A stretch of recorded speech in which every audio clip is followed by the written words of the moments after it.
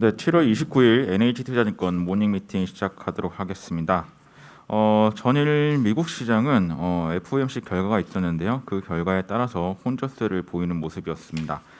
다우지수 같은 경우는 0.36% 하락한 34,930포인트에 마감이 됐고요.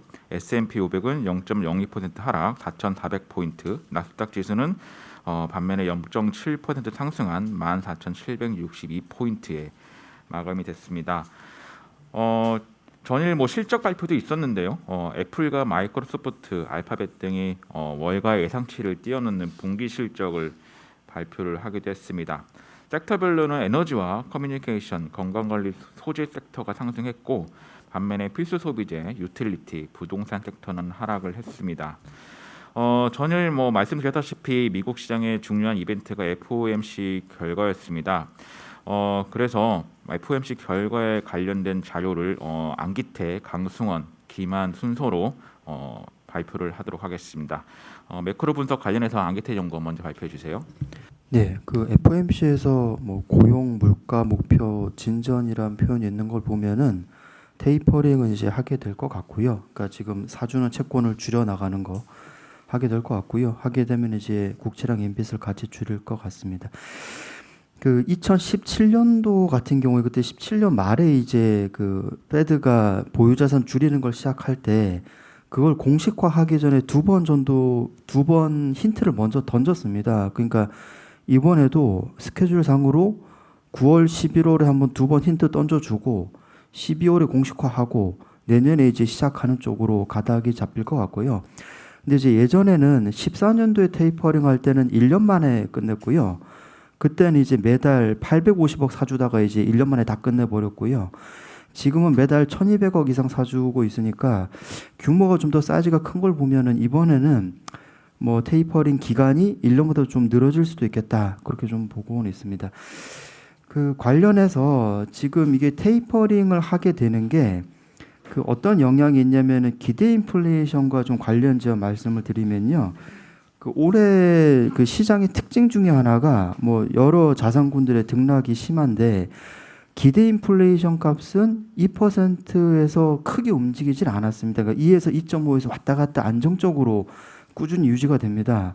근데 이게 앞으로도 좀 그럴 수 있는 게 뭐냐면은 그 인플레라는 게 만약에 주택 가격이 급등을 하게 되면 나중에 빠질 때도 급락을 할 수 있는 거잖아요.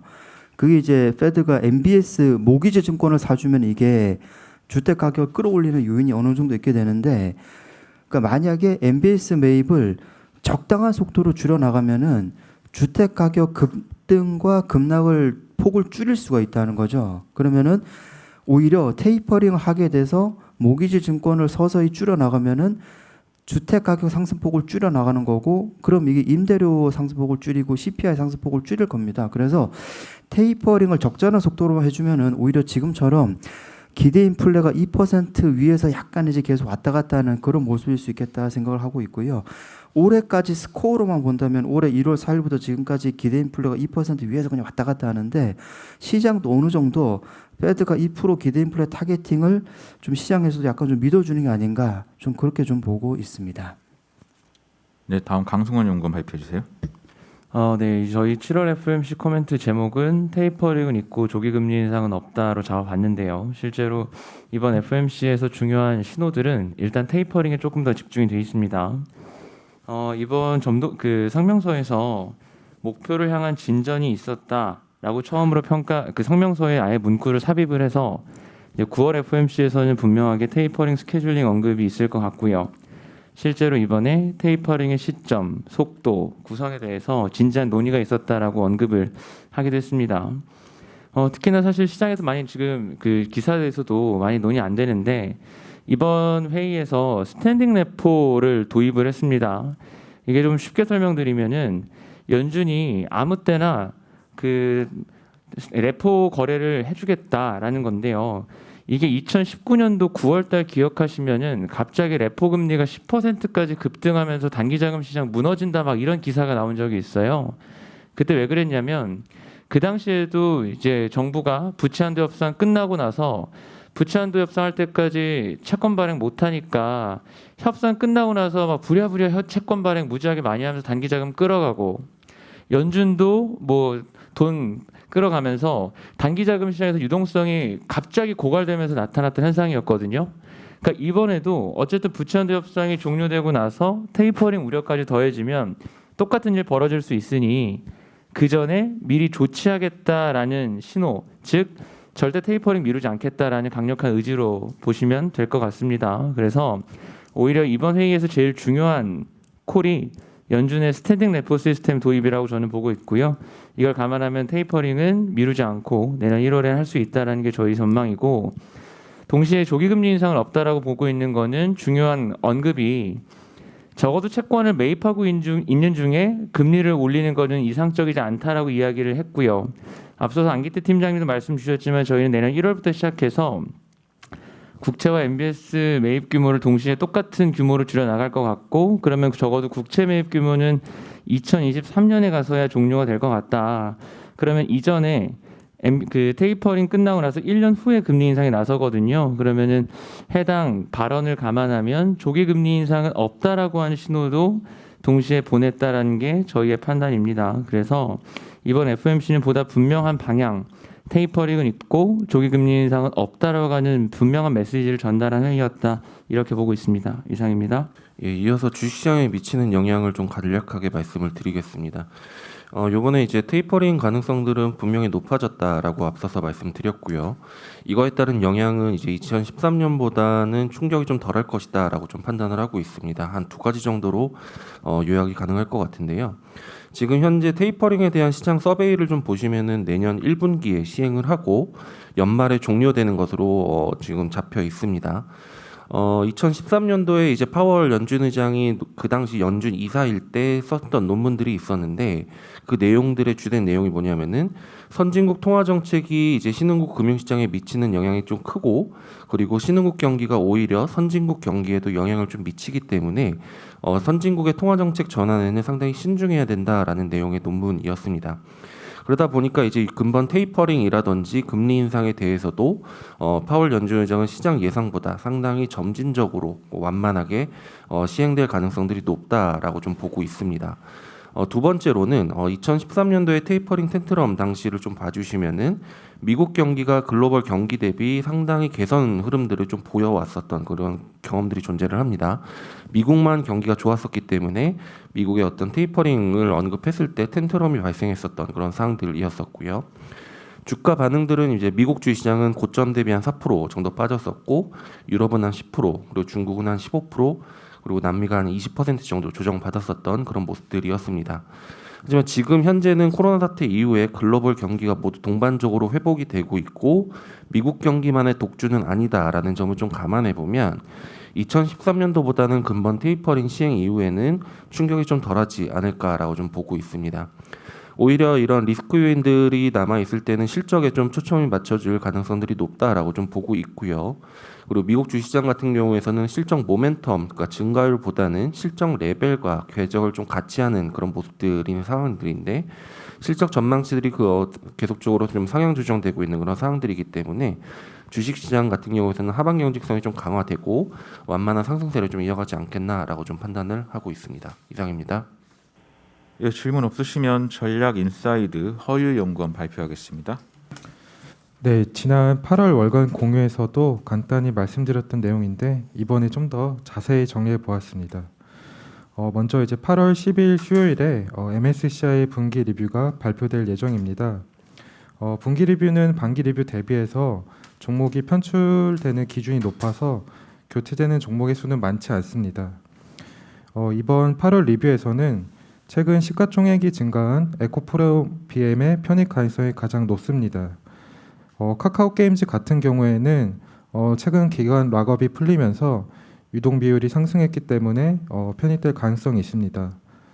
다만 이제 최근에 상장한 SKI 테크놀로지, SK 바이오사이언스, SD 바이오센서 등은 MSCI에서 유동 비율을 이제 보수적으로 책정하면서 편입이 될 가능성은 낮습니다. 이제 LG 생활건강국 같은 경우는 최근 시가총액 기준을 하회하면서 편출될 가능성이 있습니다. 그리고 이제 SK텔레콤은 자사주를 5월에 소각했는데 이에 따라 이제 외국인 비중이 상승하여서 MSCI 지수 내 비중이 현재의 25% 수준으로 축소될 예정입니다. 앞서 말씀드린 에코프로 BM, LG생활건강우, SK텔레콤 모두 거래대금 대비해서 예상되는 유입, 유출 자금 규모가 상대적으로 큽니다. 이에 따라서 편출입 및 비중 조정이 실제로 적용되면 8월 30일 화요일에 리밸런싱 당일에 인덱스 효과가 상당할 것으로 예상합니다.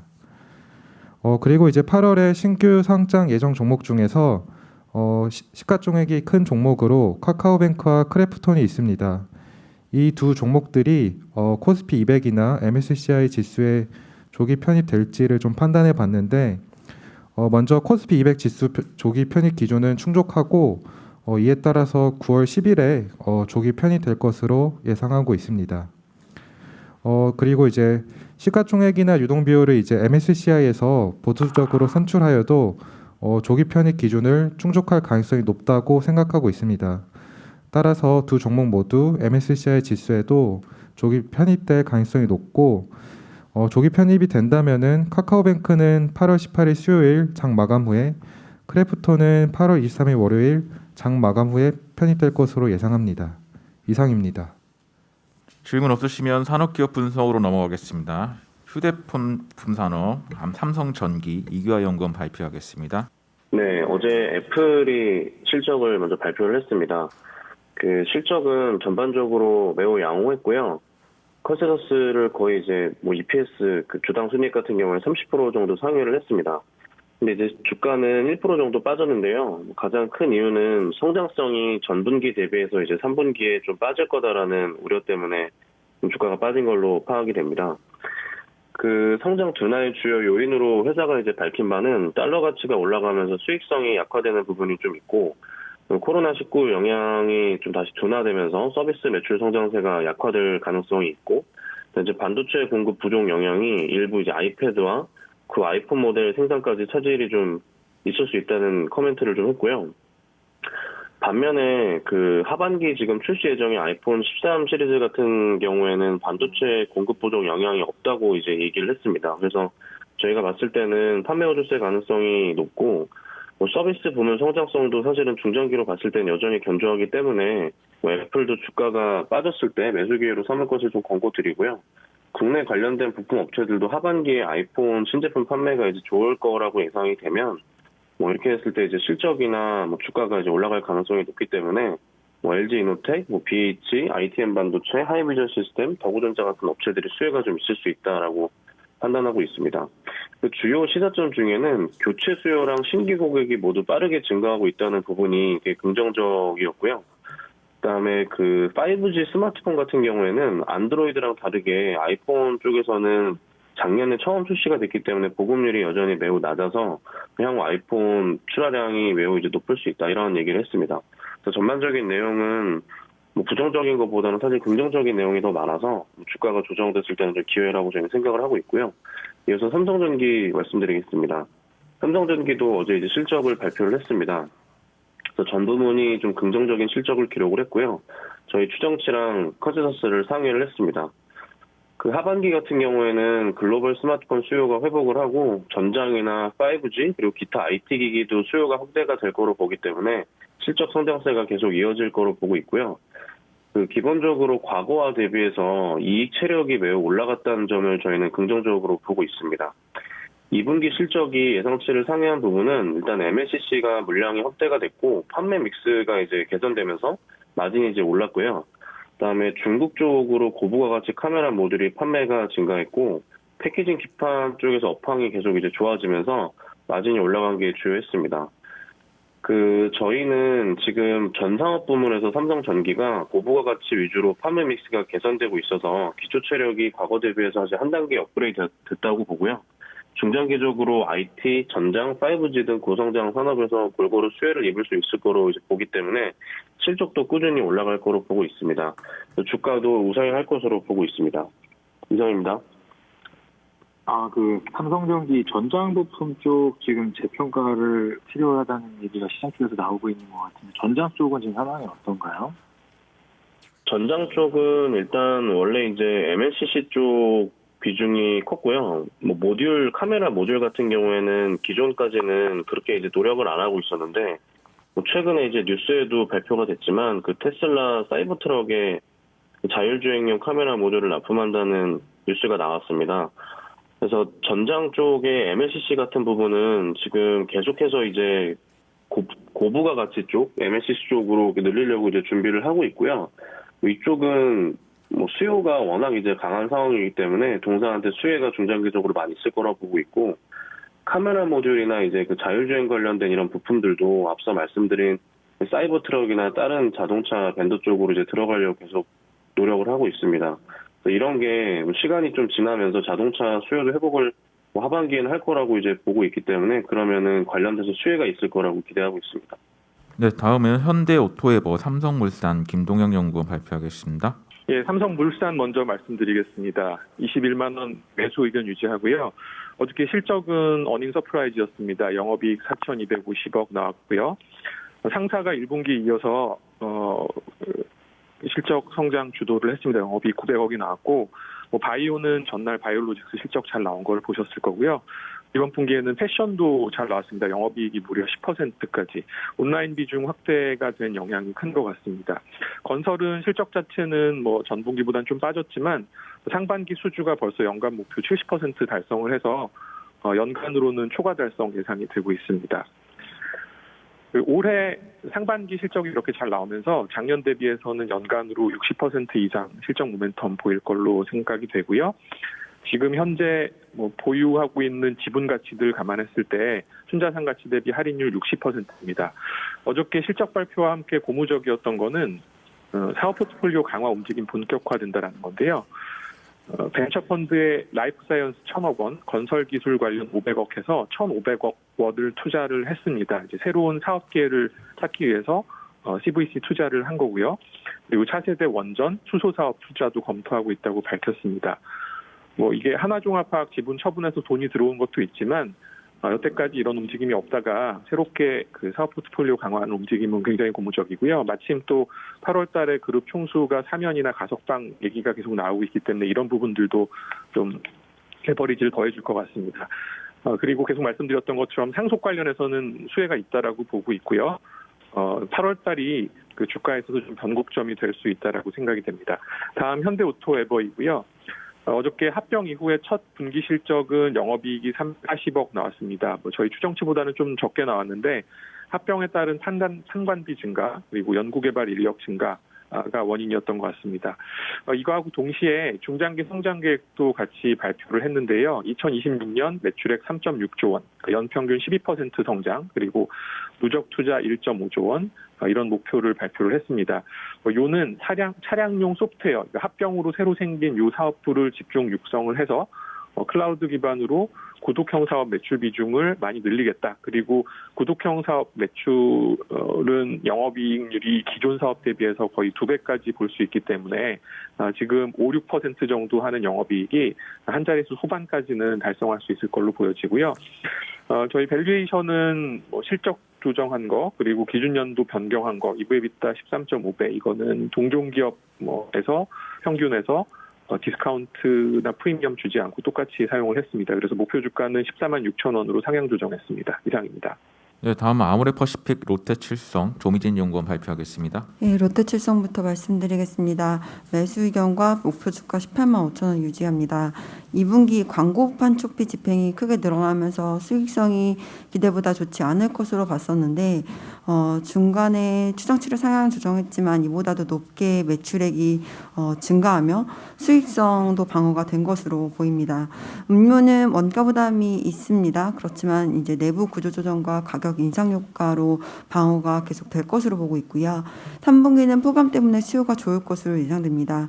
또 주류는 델타 변이 때문에 지금 상황이 좋지 않지만 가정용 비중이 높고 맥주 OEM 생산 그리고 와인 판매가 확대되고 있기 때문에 2분기 때와 보다도 더욱더 큰 폭으로 이 레버리지 효과는 이어질 것으로 예상합니다. 아모레퍼시픽 말씀드리겠습니다. 투자 의견 바이 유지하지만 목표 주가는 기존 35만 원에서 30만 원으로 하향 조정합니다. 밸류에이션 시점을 21년, 22년 평균으로 조정했고요. 그리고 올해 이익 추정치와 멀티플 하향을 모두 반영하여 목표 주가를 재선정했습니다. 코로나19 타격이 글로벌 공통적이었다면 회복 속도가 글로벌 동종업체들 대비 아모레퍼시픽이 뛰어났기 때문에 턴어라운드 관점으로 멀티플을 세게 주고 있었습니다. 그런데 이제 중국 마케팅 경쟁이 심화되고 있고 이니스프리 부진이 예상보다 좀 크기 때문에 멀티플을 글로벌 평균으로 조정했습니다. 2분기 내용은 뭐 이니스프리 마케팅 비용 확대 때문에 수익성 안 좋은 부분, 프리뷰 때 말씀드렸던 부분과 유사하게 나왔고요. 그렇지만 설화수는 중국 60% 성장하면서 견조함 보여주었고 럭셔리 비중 확대나 온라인 성장 등 투자 포인트는 유효합니다. 이상입니다. 회장님 질문 좀 드릴게요. 그 LG생활건강이나 아모레나 2분기 실적을 보면 그 온라인 채널 중심으로 해서 나름대로 선방을 한 것 같긴 한데 이게 또 다른 측면에서 보면 그 중국 시장에서 성장세가 좀 둔화되는 측면도 보이기 시작하는 것 같거든요. 그래서 뭐 하반기부터 뭐 성장세가 좀 둔화되고 중저가 시장 경쟁이 치열해지고 약간 더 부정적인 의견도 많이 나오기 시작한 것 같은데 향후 전망에 대해서 어떻게 생각하는지 좀 부탁드립니다. 네, 혹시 질문이 이제 중국의 마케팅 경쟁이나 이런 부분들이 심화되는 부분 때문에 혹시 실적 타격이 있지 않냐 이 부분이 맞을까요?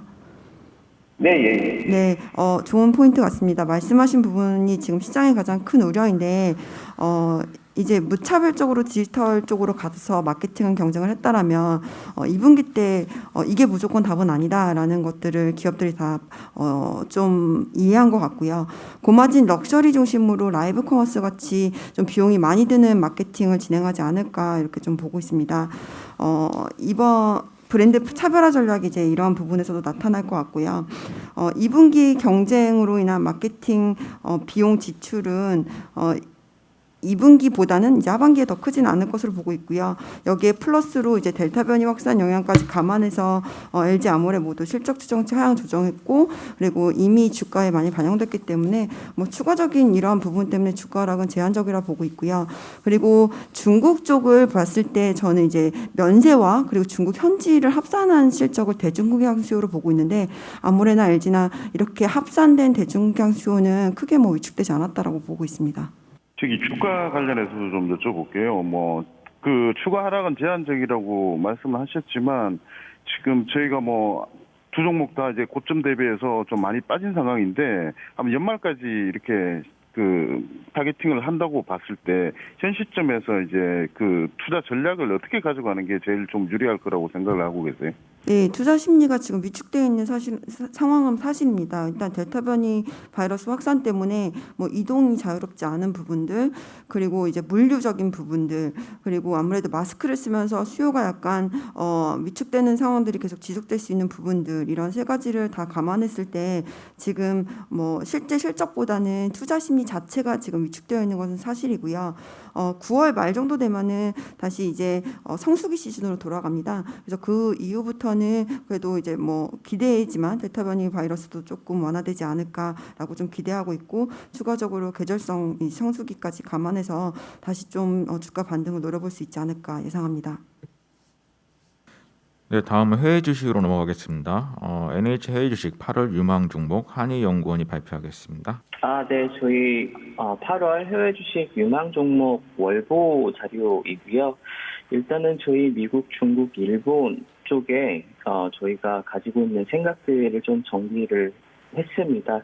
일단은 저희가 제시하고 있는 컨셉은 이제 견조한 실적 가식성을 가진 그런 종목을 위주로 이제 투자를 하자라는 그런 생각을 가지고 있고요. 일단 미국 쪽에서는 대형 기술주 선호 현상이 좀 유지가 될 거다라는 그런 생각과 수요 환경이 견조한 그런 경기 민감주들, 예를 들면 그 운송이나 친환경 뭐 이런 쪽 분야에 이제 투자하는 전략은 유효하다라고 말씀을 드리겠습니다. 세부적으로 이제 미국 쪽에서는 저희가 IT 대장주에 대한 의견을 긍정적으로 가져가고 있고요. 아무래도 미국 IT 대장주들 같은 경우에는 이익 가시성이 매우 긍정적이고 중소형 기술주와 좀 비교를 했을 때 양호한 성장성까지 보유를 하고 있다라는 그런 측면에서 이러한 부분들이 이제 긍정적이고 대형 기술주가 이제 주도하는 그런 완만한 상승 흐름 보일 거다라고 생각을 합니다. 저희는 이제 경기 민감주에 대해서도 긍정적인 시각을 유지를 하고 있고요. 특히 산업재와 소재 쪽을 보고 있습니다. 특히 견조한 수요 환경 하에 있는 그런 산업들을 저희는 추천을 드리고 있는데 예를 들면 운송과 친환경 그리고 리오프닝 테마와 좀 부합하는 그런 기업들 같은 경우에는 하반기에도 이 개선세가 좀 지속될 것으로 저희는 예상을 하기 때문에 이러한 분야에서 좀 선별적인 투자를 권고하고 있습니다.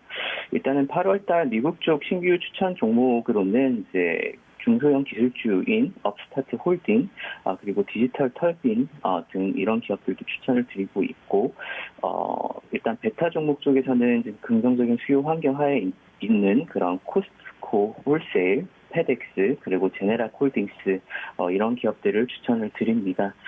중국 같은 경우에는 지금 현재 본격적인 실적 시즌에 좀 진입을 하였고요. 실적 가시성이 높은 그런 선장주의 선별적인 강세가 좀 이어질 것으로 예상을 합니다.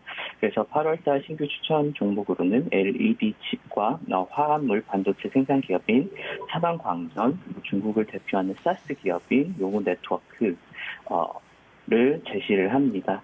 일본 쪽에서는 이제 경기 민감주 위주의 반등을 좀 예상을 하고 있고요. 그 이유는 이제 글로벌 경기 회복 지속에 따라서 이 경기 민감주들의 실적이 계속 회복을 할 거다라고 저희는 예상을 합니다. 8월달 일본 신규 추천 종목은 ERP 등 기업용 소프트웨어 서비스를 제공하고 있는 머니포워드 그리고 목재와 주택건설 사업을 영위하는 스미토모 임업을 제시를 합니다. 네, 알파벳하고 마이크로소프트는 자료 대체하도록 하겠습니다. 7월 29일 NH투자증권 모니팅 마치도록 하겠습니다.